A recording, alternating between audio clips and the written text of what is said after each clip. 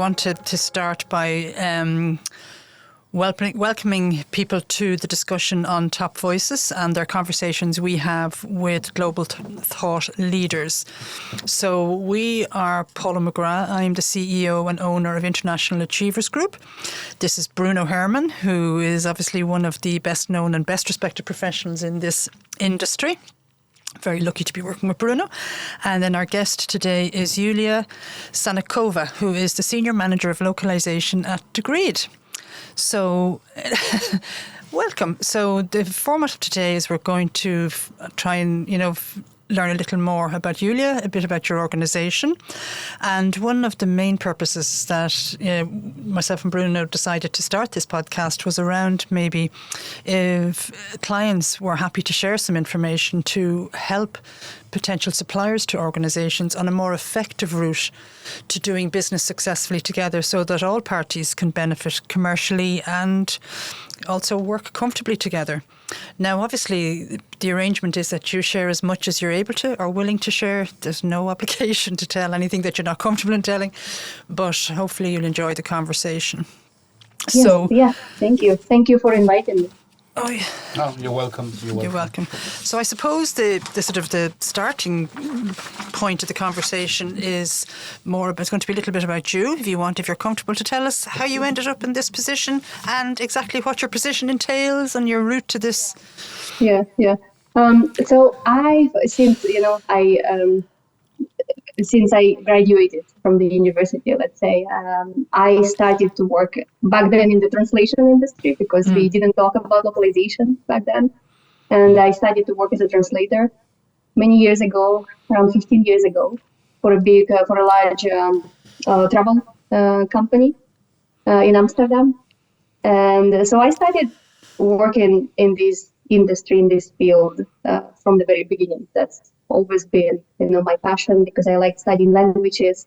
I already, when I was a child, I started to learn the English language, which is a hard thing when you live in Russia to get resources, because it's you are not exposed to any communication with native speakers, and you just learn using books and learn everything this way, old-fashioned way, at least back then. Yeah. Then the Spanish language also, and then I just realized, okay, I like doing that, and I would like to work as a translator back then. And then in that company, I kind of transitioned slowly to managing a group of translations, back then freelancers for us. Then I moved to another company, a big sports company, and I moved there as a localization specialist. So I started to manage projects. It's kind of, in a way, a project management role back then. And was this when you were still living in Russia at the time? No, I'm based in Amsterdam. Oh no, I know that now. Yes, but so by this stage you'd already moved to Amsterdam. Yeah, exactly. Oh, I'm sorry. Yeah. Okay. Yeah, exactly. So I went to study to Spain for 1 year, a master's degree, and then I moved to Amsterdam. Okay, that's fine. Thank you. Because it kind of coincided with my dream was to live in Barcelona back then, so that's where I studied. But it happened to be that when I was studying there and when I graduated, there was this huge crisis hit. All the situation in 2008, 2009, those years, and I moved for a couple of years to Amsterdam, and I've been here. I've been living here for much longer than that already. So in that second company, so at Nike, I can mention that I stayed there for 9 years, for a long time. I started to work with another person as part of the localization team, so the team was very small. It grew a lot, of course. In 9 years, everything changed back then. So my role also transformed slowly from specialist to project manager. Then I started to manage the production, like the localization project managers for European hub. And then a couple of years ago, actually exactly 2 years ago, yesterday, I moved to Degreed, where I'm currently working. And I moved as a localization quality program manager. Yes. And so it was another role that I had in the beginning. After 1 year, I took over another role of leading the team. So now currently I am in this role of leading the localization team at Degree. Okay. So if you were to look back at sort of the different organisations that you've worked at, I'm guessing there will have been massive differences in culture within these organisations. Am I right or am I wrong? Yeah. It's, I would say, the first two more similar, although the industry is very different, like travel, sport, but in the sense of being a huge corporation, right?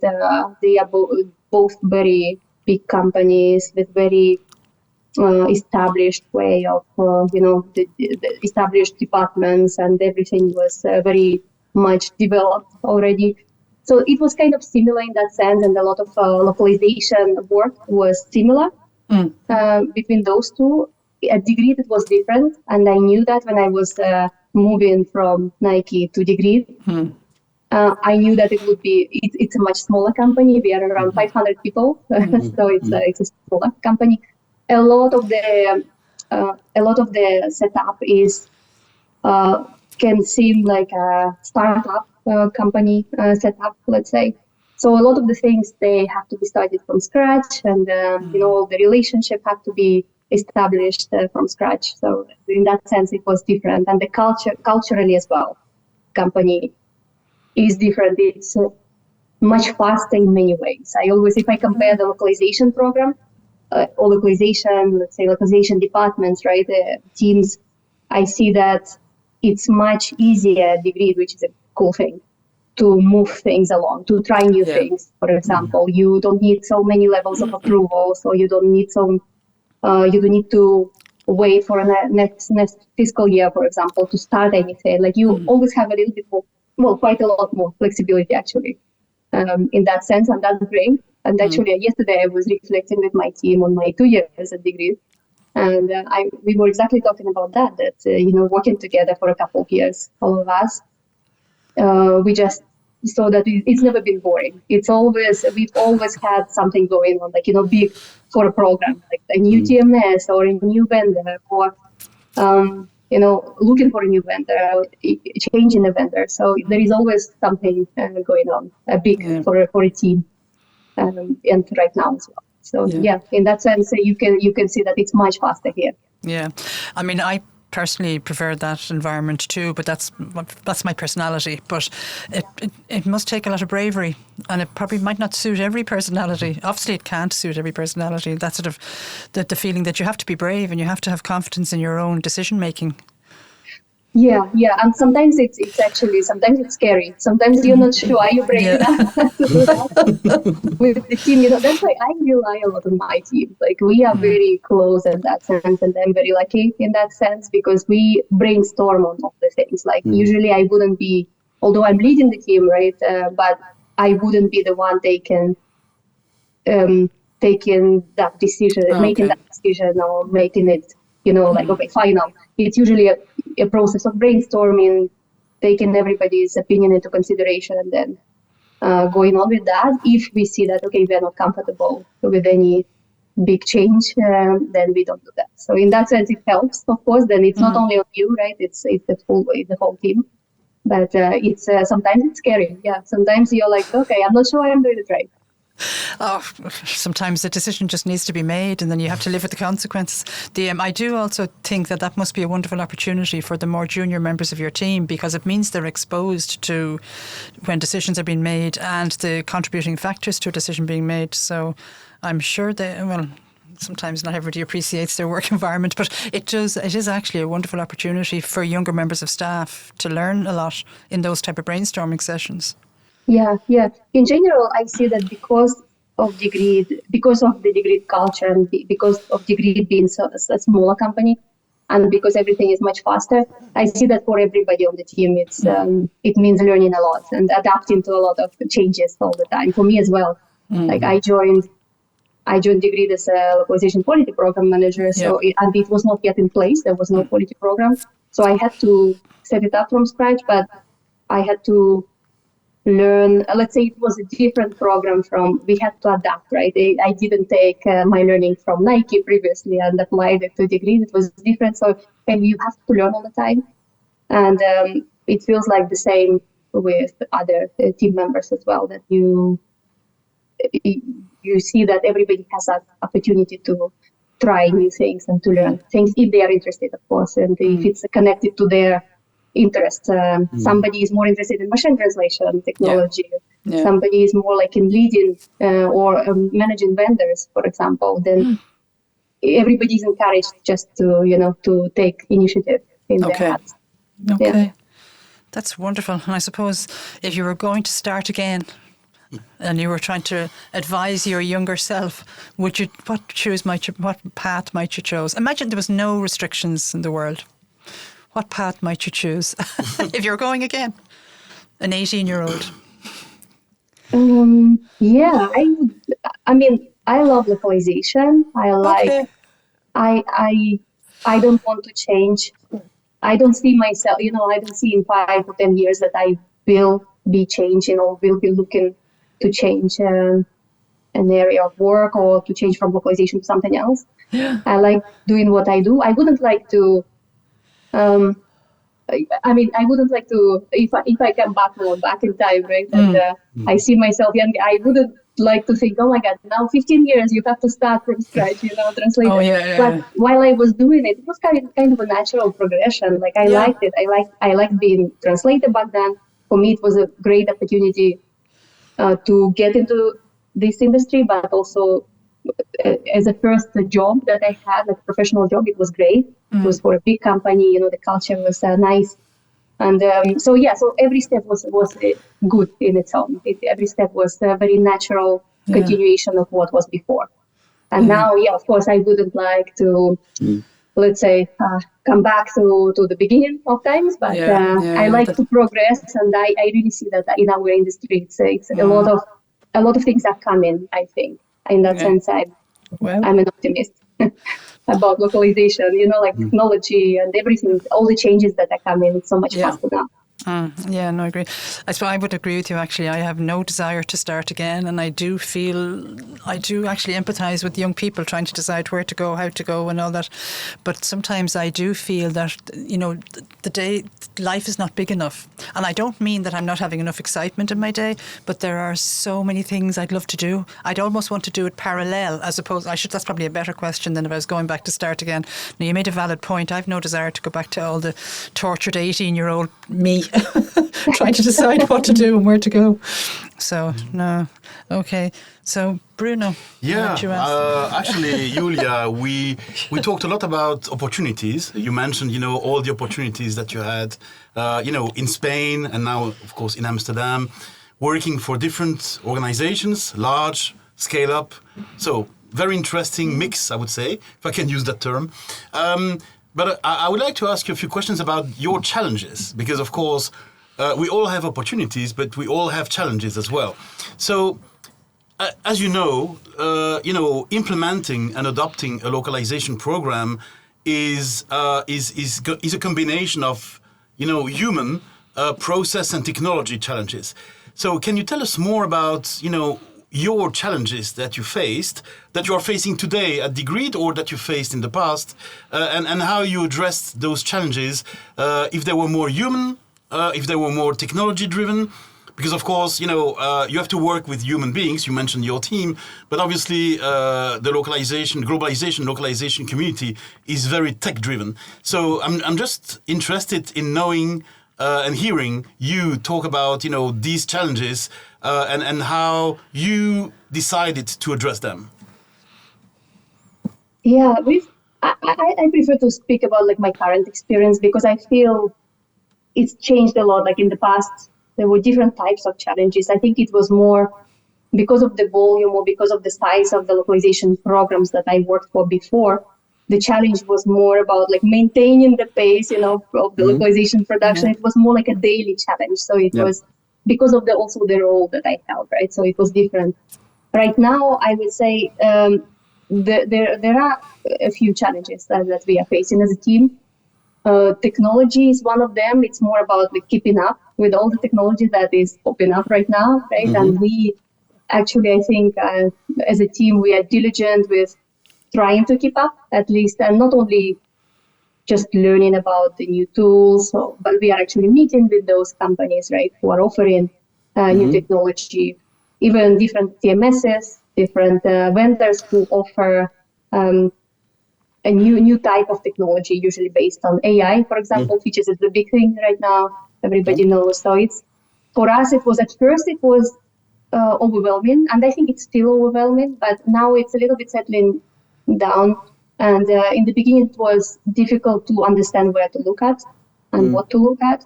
So that was a bit confusing. I think last year. Actually, this year it's easier because it feels like, okay, we are seeing already our current TMS or other TMSs, for example, incorporating as part of their offer, right? They already can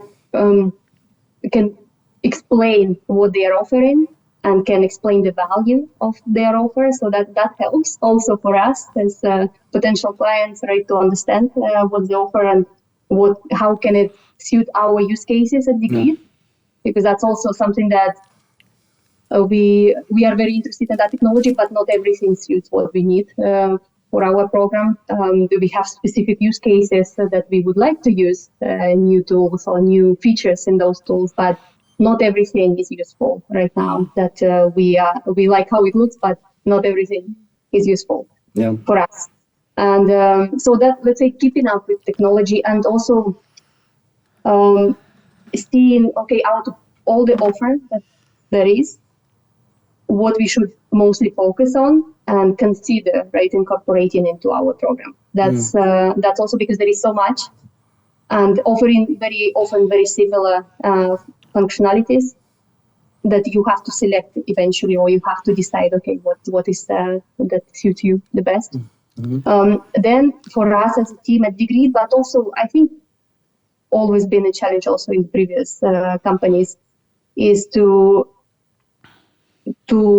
explain the value of localization team of everything we do to the rest of the business. Working with stakeholders, but also like managing up and trying to, with data or trying, with some metrics to explain, okay, what is exactly our influence on the strategy of, global expansion that you have.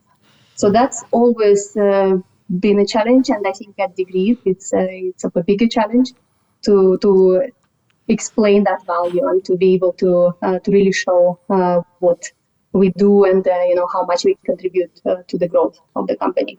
So that's something that we actually are tackling now, and this year we started to do that more by using the reports, the reporting back to the business of, okay, how, what is the influence of localization on all the clients that we have. Let's say for us, it's Degree is is the learning experience platform. So we have users, right? We have product users who are using the platform in the English language, but also they're using the platform in all other 28 languages that we have, non-English users. So we are looking at that pool of non-English users, at their accounts and all the subscriptions that they have, and how that we consider as the localization influence pool of clients. Let's put it this way. So we are showing it through those numbers. We are showing, okay, look, we are providing 28 languages. This is the value in dollars of what we contribute to it.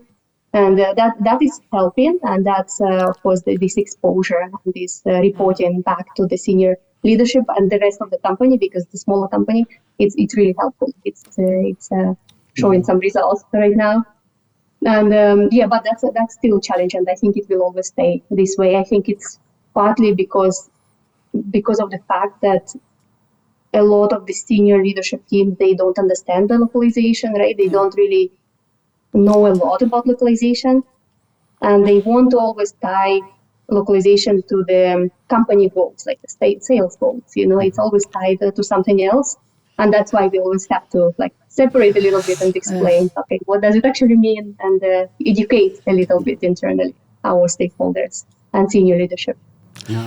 Sorry, do you mind? I should have actually asked, apologies for this, with Degree. So is your customer base consumers or businesses typically, or is there a split between the two? Yeah. So they are mostly businesses Okay, who then have individual users. I In that understand. business, there Okay. will be subscriptions. Yeah. Okay. Yeah. Okay. So it's businesses. Yeah. Okay. And actually, it's great because you anticipated my next question, which was how you integrate and elevate your team, localization team, in the organization, in the business. Because I think that, based on my own experience in these many years, I've seen that many organizations consider localization or even globalization as a cost center and not really as a profit driver. So you are doing the right thing. I can tell you. I mean, that's my opinion, of course. Some people might disagree, but I think that you are doing exactly the right thing, which is to demonstrate with data, with facts, with KPIs, of course, that these tasks, which are localization, globalization, or internationalization, are needed for your global expansion. So it's not an option; it's actually a must. You already explained how you were sort of tackling this sort of integration and elevation challenge, but if you had to give again a piece of advice to someone who is not as experienced as you are, and you would say, okay, you need to do that in addition, of course, in addition to having the right data, to educating your senior leadership. What would you advise, or how would you,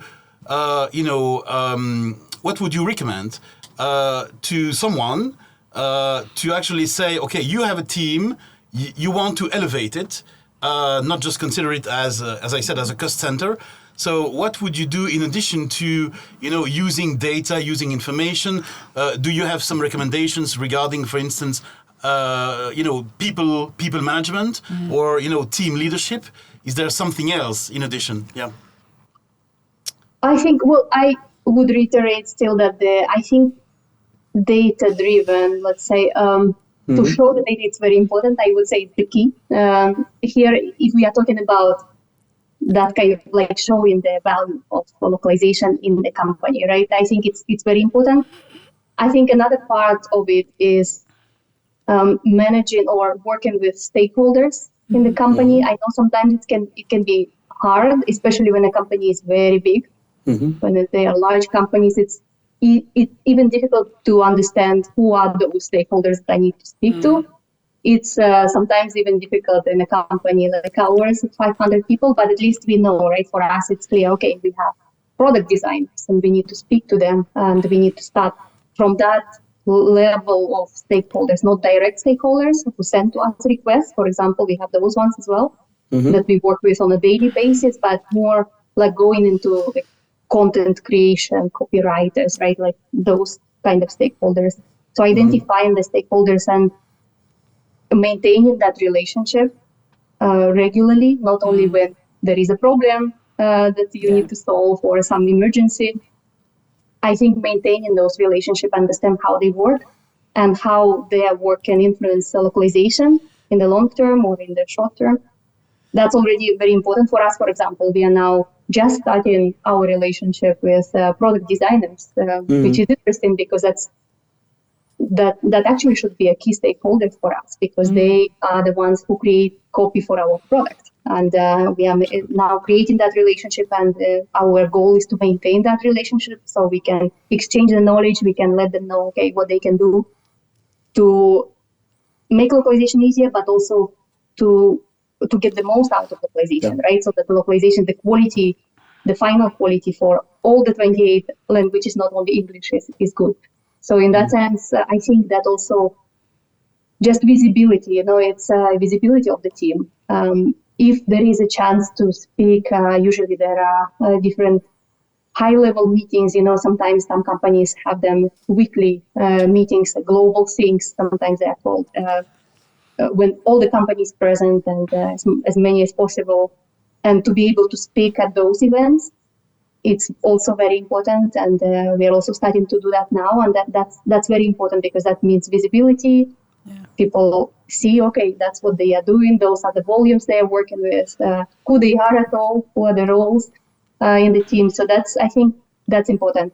But I think the value of localization in the end, it usually in our case, and from my experience, it comes down to the fact that you have to show the when you were comparing cost center or the spend that or the budget, right, the localization budget per year, you have to show what you get out of that budget and how much you get out of that budget. How much value is that? It's not indeed just the cost center and just asking for money for new tools and for new initiatives. It's actually supporting the strategy of the whole company, the localization strategy of the whole company. Oh no! I was going to say this is great because you mentioned two things that are essential. It's value creation. Everything has to be value creating in some way.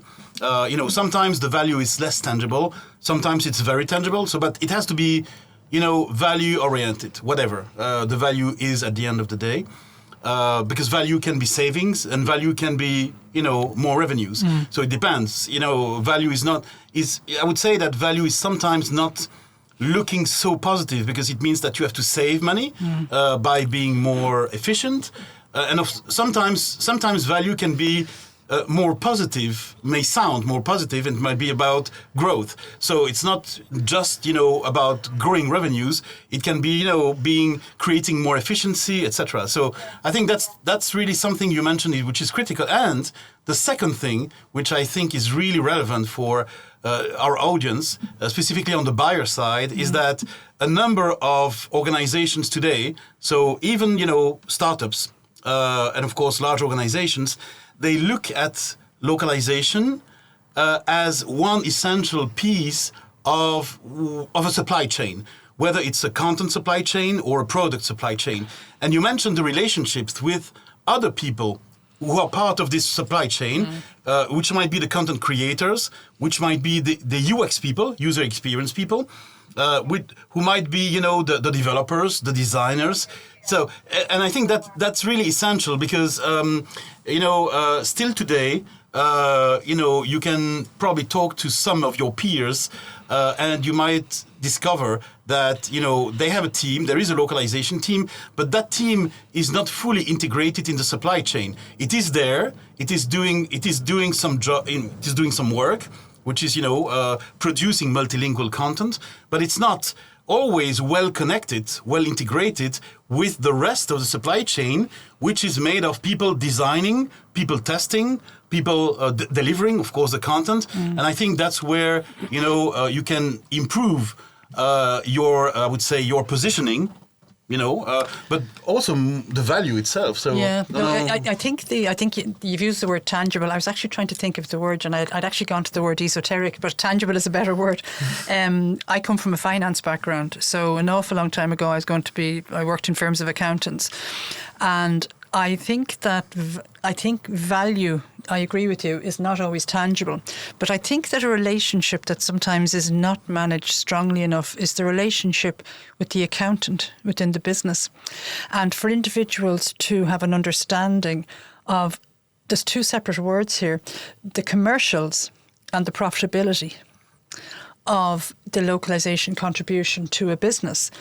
And most accountants I've ever worked with or dealt with in my life are more than happy to sit with team leads and explain to them the profitability of an action or an expenditure, the gross margins on such investment, and then to maintain that relationship, because when things get tight or tough or competitors start knocking on the door or whatever, unfortunately the usual ups and downs of business, it's the accountant is the first person is one of the first people that's called in with the owners of the business and the major stakeholders to say, okay, we need to cut costs or whatever.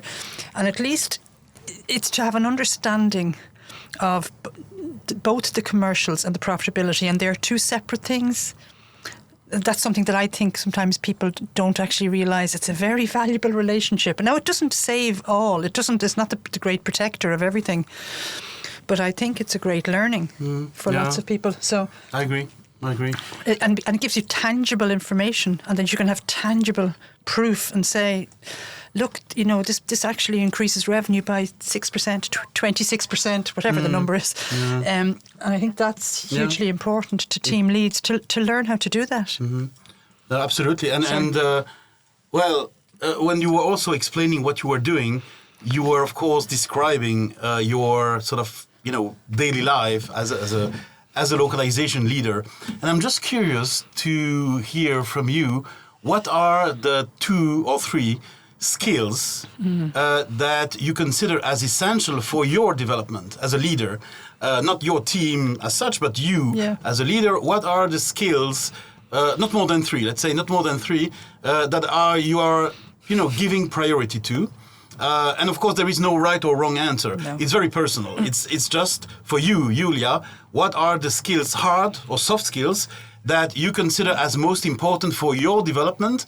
Because you are a leader, you are already a leader. So, and of course, everybody wants to be better. It's human. We all want to improve ourselves. So, what would you say about you and your preferred skills? Let's say for me personally, I would say I would start with soft skill, flexibility or adaptability. I think it's very important. It's always been important, but I think nowadays it's even more important not to be afraid of changes, right? Not to be afraid of, or let's say to accept that you're afraid of. Coming back to the beginning of our conversation. So it's fine, but to be able to adapt quicker and to be open-minded about anything that is coming and just trying to do your best work every day without getting, without staying too much focused on what you did before. 1 year from now, you probably have to do things differently.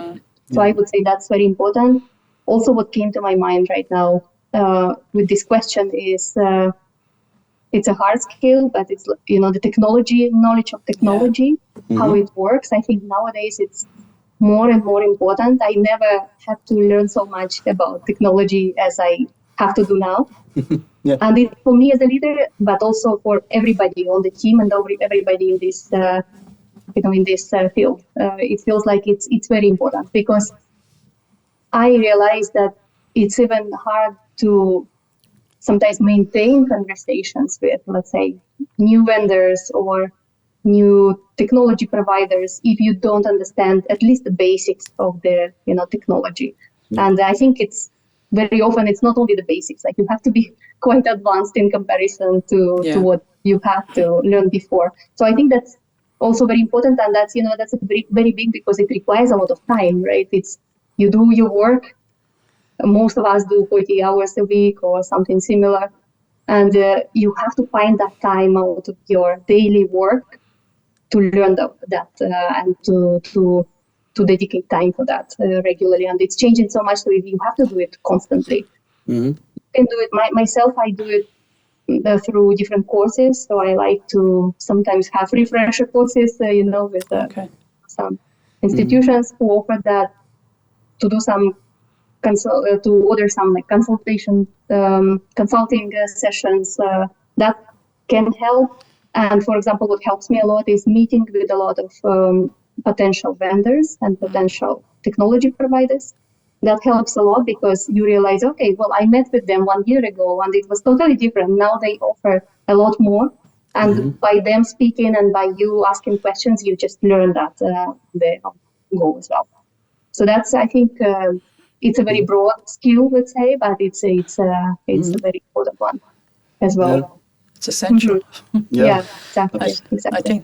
I think that's actually a very natural segue into what we call it partner pathways. So it's obviously there are going to be suppliers and LSPs that are constantly looking to grow their businesses and engage with organisations like yours. What sort of advice do you have around that, and what are absolute no-nos? What just does not work? What does work? I don't know if I have good advice around that, because we are just learning our way. Our tactics, let's say, as a team, right, is to of course, you cannot meet with everybody No, I who know. is interested in you as a potential client, or if you see, okay, that looks like a great team, a great vendor, let's meet with them. It's just no time to do that. So we do kind of pre-filtering or some kind of preparation steps based on the current needs that we have. So it's not for the sake of meeting, but it's, for example, right now, of course, like everybody probably in the localization industry are looking for ways to implement AI-based translation into the workflow. So we found some use cases for our team that we could use that technology for. Our current technology stack doesn't support this, right? So we have to outsource it, or we have to look for ways for new vendors, for new providers. So based on that need that we have, we started to actually ourselves reach out to those companies and setting up the conversations with them and learning what they can offer. It's, by the way, what we saw and the challenge is that because our knowledge is not so advanced, right, technology-wise, like we're trying to learn, but it's we are not developing that kind of technology ourselves. So you rely on what you see and what you hear from the vendors and from the providers, and sometimes it can be confusing because you see, okay, they use their own way of describing things. They use their own terminology. It's usually the salespeople who you first talk to, and it feels like, okay, they have like the selling points which all sound great, but then of course you would like to test and to try and see how it exactly would suit your already existing technology that you have in place. How would you merge them all together? So it can be sometimes tricky, but after a couple of conversations, you usually get to that. So that's, I would say, you have to focus on your use cases that you have for your team. First, identify those use cases, and then pre-filter or pre-select the companies you would like to talk to, and then reach out to them, or if they already reached out to you to go ahead with that. I think that's, and even, if in the end it doesn't work because it just doesn't suit, you at least learned something from those conversations. Yeah. This is one of your big... Yeah, absolutely. Well, actually, I'm glad you mentioned, what is really important for you to discuss and to get when you are talking to suppliers of language technology, because the offering is huge when you have to select one tool, which is a TMS, for instance, a translation management system. You can look on the marketplace and you see dozens of potential tools, and sometimes you don't even see why the first one is different from the second one. So it's very difficult for as a client. And my own experience, being on the buyer side, is that sometimes I was in some business meetings or in presentations from suppliers or potential suppliers, and to your point, they were not just using their jargon, their language, but they were presenting their technology from their perspective, not from a client perspective. So they were saying, we can do this, we can do that, but they were coming to me without even knowing what I wanted as a client, what I wanted to solve as a business issue with the technology. So I always found that a bit strange and quite not efficient, because obviously, it can be the best technology in the world. If it's not matching your needs, if it's not, if it doesn't help you solve issues, then of course the best technology is going to be useless, right? You are not going to. And I was curious to know on that topic of I would say relationship between clients and suppliers of technology or services. What is your? Of course, you mentioned that it had to be. The sort of offering had to match your expectations. Yeah. But are you one of these buyers or one of these organizations on the client side that are looking for solutions more than tools? Because that is another thing. I noticed that a number of organizations, they want, of course, they need maybe a translation management system. They might need a content management system. They might need, a vendor management system. So, and of course, it's all these are all components of an ecosystem. So, are you on the side of, a solution somebody who is looking for solutions, or are you more on the side of someone looking for tools and systems that you sort of bring as a puzzle? I think both. It's mostly the solution, because we have specific problems, right, that we want to address with that additional tool or that technology. Yep. So I'd say that's the main, but at first I wanted to say, yeah, definitely the solution, but then I realized it's probably also the second. It's, the specifics of our localization program at Degree is that we have very personalized workflows for very different content types. Okay. And that means that it requires a lot of connectors, a lot of different tools plugged together. So for us also, the whole ecosystem of the technology, right, it's very important that it's fluent. So we are not looking for plugging yet another tool into this system. If we see that there is an offer out there that can resolve the problems that we currently have, but also maybe help to optimize what we already have with the rest of the tools, that would also work. So that could be both. But I think what we are busy with is to find solutions for current problems that we have, and it's mostly related to automation of some workflows and to machine translation or AI-based translation. We are looking forward to learning more about that. For example, adaptation of some American English into British English, French for France to French Canadian. So these types of cases that we specifically have at Degree. We don't have, for example, a case when we want to create content yet. Like it would be probably the next step, but let's say to do transcreation more for our marketing content, or to do more of creation of content in non-English language, right? So that we are aware of those offers as well, but we don't have yet that problem for our program Degree. Yeah. So it's both, but that's true, Bruno, when you were saying that, very often we meet with new teams, other vendors, and you realize that very often the conversation goes in a way that they focus on what they can offer. They didn't really understand what you actually need.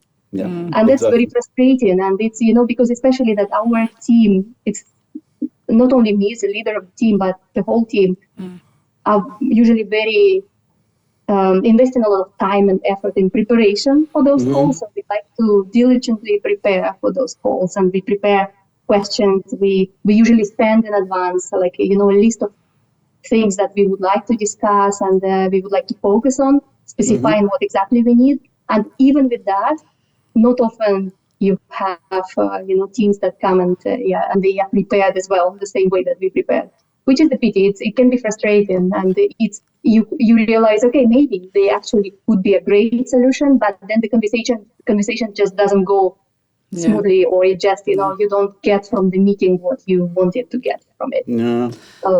Not often. I actually said, well, not often, but it's like 50-50. Like sometimes you have greatly prepared teams, and you are very happy with what they said, and you continue conversations, but sometimes it can be disappointing. Yes. And that's actually going to be equally frustrating for the potential supplier, because they've missed the point. Yeah. So they'll, I know that's frustrating for everybody. Exactly. I was also actually completely unrelated to that point. I was just visualizing the great time that you seem to have joined Decreed, listening to what you're saying there about the scalable opportunity and all the different opportunities for your team within Decreed. I know it's completely unrelated to the last point. It just crossed my mind when you were speaking. So yeah, and you mentioned automation, and I promised to Paula that I would use the word AI at least once in the conversation. So that's what I'm doing it now. You want to go? So AI. I'm glad you mentioned. The perspective on AI, which is not just to translate content, but also to create content directly in different languages. So AI is a game changer in many ways, but in terms of multilingual content, today the focus, or before AI, the focus was mostly on translation localization. And now when you talk about multilingual content, it can be translation and localization, or it can be creation. So on that topic, because I know it's a difficult question, but I have to ask it anyway. For you, for Degreed, because I'm working with some so-called AI companies now. Whatever that means. Personally, I have no definition, but some companies, they just put, instead of .com, they put .ai. Yeah. So, okay. Yeah, exactly. So when I'm working with some of these AI companies, I realize that again, when they pitch, a client, or when they want to present what they do in terms of AI, they present or they introduce AI as an automation that is going to be relevant everywhere. My opinion is different. I think AI will be relevant sometimes, but not all the time. Yeah. Because, of course, you cannot just use AI for everything or anything. So, my question to you is, for yourself or for Degreed, would you take an approach which is, as you said, do it step by step and testing AI to say, maybe let's test the creation of content in German, let's say for Germany, without translation? Or would you actually sort of run or rush to AI to actually implement it as quickly as possible? Because unfortunately, some companies have done that. They've been running before walking, and But I'm just curious to know how Degreed has been tackling this frenzy, this sort of excitement about AI. So the first scenario, let's say it's our scenario, and that's how we are already approaching it. That's what we want to do. For us, it's more about what we wanted to do, naturally, again, in our brainstorming sessions or conversations with the team. We wanted to start trying as soon as possible, because we felt like, okay, just learning about the new technology doesn't help us. We actually need to try to learn more about it. And that's our approach right now. So we are trying to learn by try, right? Learn by experiencing it ourselves. So definitely not jump in on it like altogether, changing the whole program, with incorporating all that technology. We are not ready for it, but also we don't even have yet the possibility to do that. We are not yet working with so many teams or so many vendors to try that. A full span, but yeah, we are trying step by step. Let's say we are trying to look at our current use cases, as I mentioned, right, and start from there, because it's applicable, and it's not only testing; it's actually already applying it in production, right? That we already can see the results. See, okay, what does it give to us? Sometimes it's expected to have a failure, right? That it's not so. The results or the outcome is not so exciting as it sounds, as it sounded in the beginning. So that's our approach, is to do it step by step. And I think, at least for our size of the program, and in general for how the localization team at Degreed works, this is the most appropriate, we feel, approach, because just to start at least stakeholder by stakeholder, or at least the content type by content type, something like that, or language by language. So definitely step by step. Great. That's the main idea. Yeah. That's really great. That's really great. And so yeah, I mean, you as I said before, you want to walk. You want to learn how to walk before running, because of course you cannot. But it's not always the case. I mean, some organizations have been really overexcited about using AI, and of course AI is not always the best solution for everything. It has to be balanced. It's in life like in business, there has to be a balance of some things. So I think that you're right. You have to learn step by step, and of course, just make the most of it. And if you just come to the conclusion that AI might not be the best solution, then you keep it for something else. Yeah, exactly. And for us, it's also, when I'm thinking now about trying out, those new tools, for example, or implementing AI into our workflow, let's say for support articles. I feel like, because when I'm talking to larger companies who have a larger localization teams or who have, usually that means also a much larger budget for localization. Exactly. It's very much easier for them to test more things or to start with bigger projects. Yep. In our case, we have very limited budget for localization, so also everything is done in-house. We don't have, we don't have the possibility to outsource some technology teams to help us with that. So because of that, it's also a little bit out of the necessity. Not only because of the reasons that I mentioned before, but it's also because we need to take it step by step because of the budget as well. So and because of the resources of our team. And and we feel, okay, at least like that, it still works. So it actually proves the fact that you can, even if you have a limited localization budget, you can do things nowadays. So it's more accessible, it's more democratic, all these tools. You can do it, you just need to invest. Mostly it means investing in the time of the team, right? Who are available there to test and to help you set up all these workflows. That's important. But you don't have to have a huge budget to do that. But if you have a huge budget, then you can afford a lot more things, of course, and a lot faster. Yeah. I think in some instances, AI seems to have almost been weaponized and used as a cost-cutting tool. It looks like that in some instances. I just wonder, sort of 12 months on, after an awful lot of redundancies in certain sectors, that it's going to have to be revisited. I'm guessing it'll have to be revisited. So, it's interesting actually when you say that different size organisations obviously have different size budgets. That's just business life in general. But every organisation, no matter what size, has some restriction. Sometimes it's a talent restriction. Sometimes it's a financial restriction. Sometimes it's a forward-thinking restriction.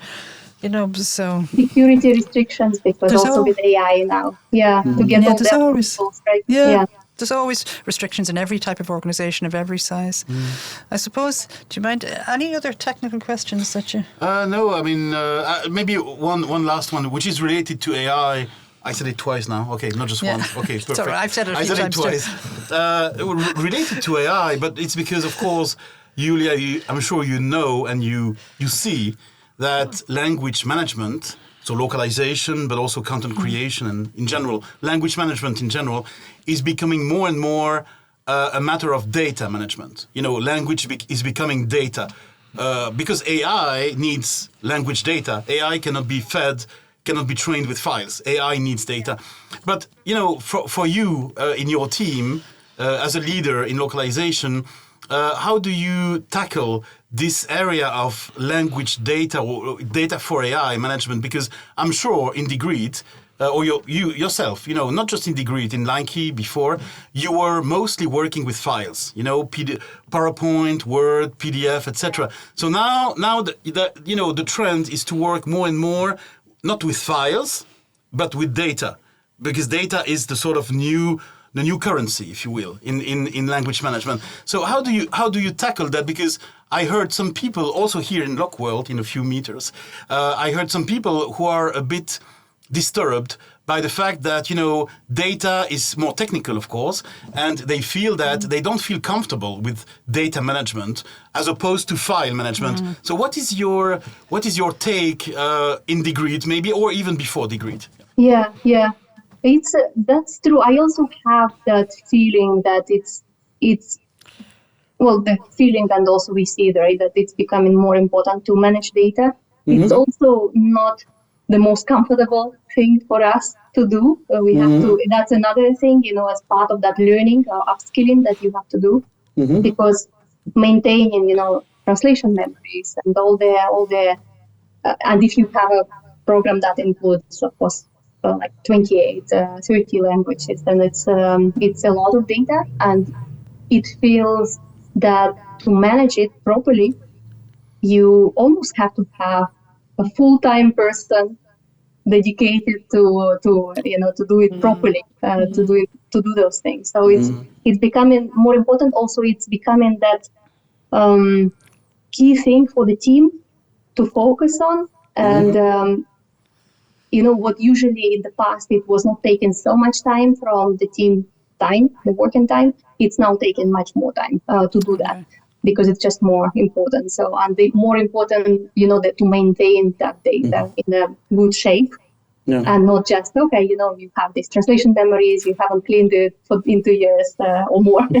And you have to, you kind of, it was easier to manage it, just archiving from time to time. It was not so technical and it was not so crucial. Now with training of the engine becoming so important because you only can use AI technology if you have that good training data in place and the testing data, whatever. You have to take that into consideration as well. For example, in our case, actually, it's an interesting point because in our case, we have in total, as I mentioned, 28 languages, but only for 5 languages we actually have good training data and testing data. So it's for us, it's possible to test for now only with these 5 languages. We cannot yet afford, in terms of resources, team resources, to do it for the 28 languages that we have because of this, the necessity of maintaining the data.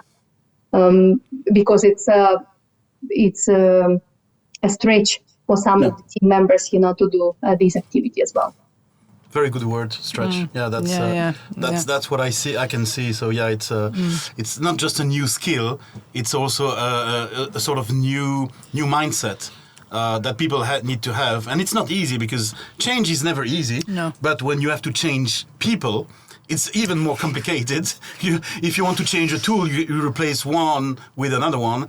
But I would say that probably, yes, people need new skills, data management, you mentioned. But of course, they need, together with the skills, they need to have another mindset, which is, as you said, in your team, to have not just to know how to manage data, but to know what to do with it, to create value and to be inclusive. And I think that's really... Yeah, it's not just a skill is always important, but a skill is only valuable when you know how to use it. What to do with it. Yeah. And also all this remote working, particularly when people are trying to be upskilled very quickly to try and stay commercial and competitive, and all the remote working, sometimes all it takes is a day of a missed opportunity for somebody who thinks they're going down one track, but their manager's not sitting in front of them, who happens to walk by their workstation and go, no, don't turn right, turn left. It actually makes it quite difficult.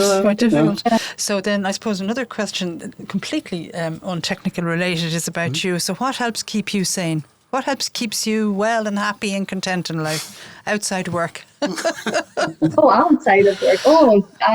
I've actually connected a little bit in a way to work situation because it's a remote work. And I sometimes think it's the first remote job that I have.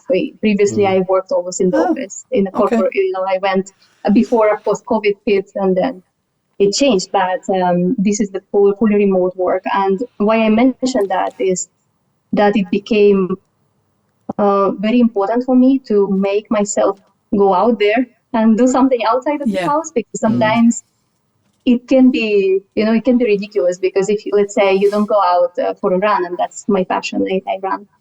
And if you don't go out for a run during the day, during the lunchtime, then it 3 days can pass or 4 days can pass and I don't leave the house. So for me, running became a key thing. It was already my passion before. I've been running since 2011, but now it's really important to keep me safe. Exactly. Okay. So just to have that break, I really feel it's beneficial in many ways. Not only to have that break from the routine, from being at home, but it's actually also kind of gives you this refreshed start after the run, right? So you start as if it's a new day. You start from the beginning on that day.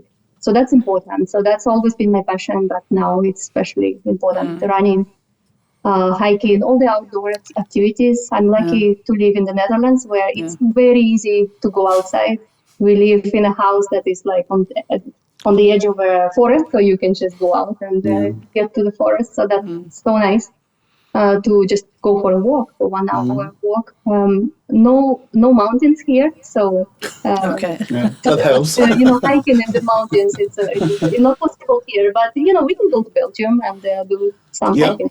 Yeah. There's small mountains in Belgium. There's plenty. Yeah, but it's very interesting because I go to Amsterdam quite often, and these are two sister cities, Brussels and Amsterdam, because they were part of the same country several centuries ago. And it's very interesting because the Dutch people, they come to find some mountains, and the Belgian people go to the Netherlands to find some flat country. So nobody's really happy where people live because it's either too flat or too high. So it's yeah, but I agree with you. It's for cycling. It's great in the Netherlands because it's you can use your bicycle. Yeah, it's which in Belgium it would be like I would risk my life to do that. So it's really but yeah. No, I'm a hill walker. And learning languages. So that's not a surprise. I speak 4 languages and always.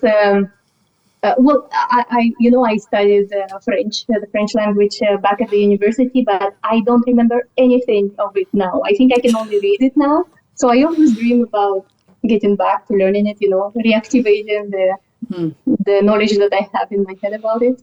But apart from that, the Dutch language, of course, and English language.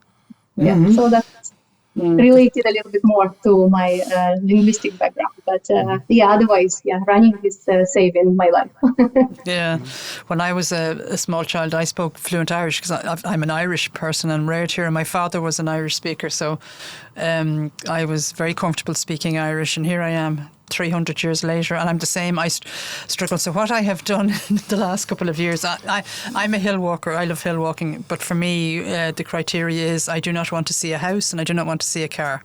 So that's what I use as the measure as hill. I like to see. I'm happy to see other hill walking humans, but obviously very much enjoy chatting with like-minded people. But I like the feeling of it. Actually feels like you just. That all stays down there and I go up here and have a bit of peace. But what I have done recently to try and redevelop, because some of my friends are now retired, I'm not yet retired, so and there's I have some fluent Irish speakers in my social circle, and I'm sitting in the car with them and they're talking away and I can understand everything they say, but I'm not comfortable enough or confident enough yet to join in. But what I've done is I've joined a hill walking Irish group. Now I think they laugh at me. No, I think they find it highly entertaining to hear me doing a combination of, because I also did French and German at school, so I still have a little bit of French. And I don't know what it sounds like. I probably sound like a chicken clucking away. But no, that's what I have done to try and help develop my as part of my pastime to help with my own sanity. Speaking, I always feel about the language, right? When you learn a language, speaking is, for me, has always been the fathers, like the last step in the learning process.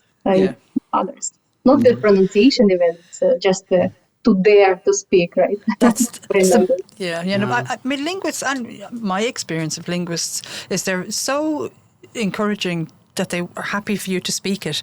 They really don't care what the accent is, or they don't.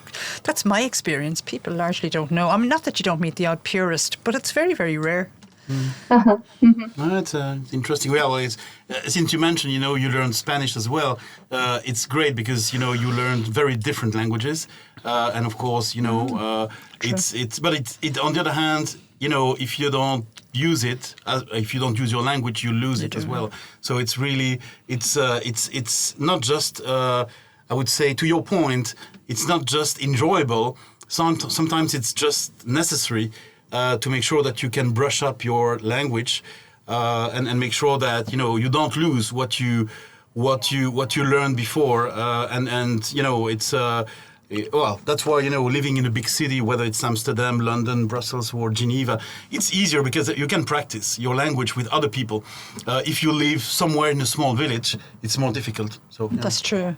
So it's more difficult even to learn it to start with, and then to maintain it's a different case. But that's true. That's true. Usually, I feel like for to be able to use the language, you also have to have a strong motivational situation that encourages you to use that language. If, let's say, if you go to Spain and you stay there, you have to learn the Spanish language, because if you don't do it, it would be very difficult for you to survive there, to live there a normal life. While here in the Netherlands, for example, a lot of people who move here, or the foreigners, so they would move here and they don't learn the language because the English is the second language. That's so right. It's so easy to just not have that necessity to speak the language.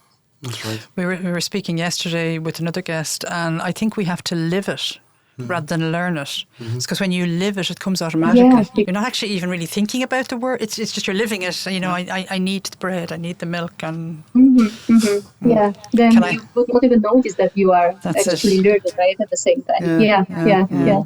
I've very much enjoyed it, and this is the first time I've met you, and it's been very, very pleasant for me. So, and I want to thank you again. We both want to thank you for taking part in this.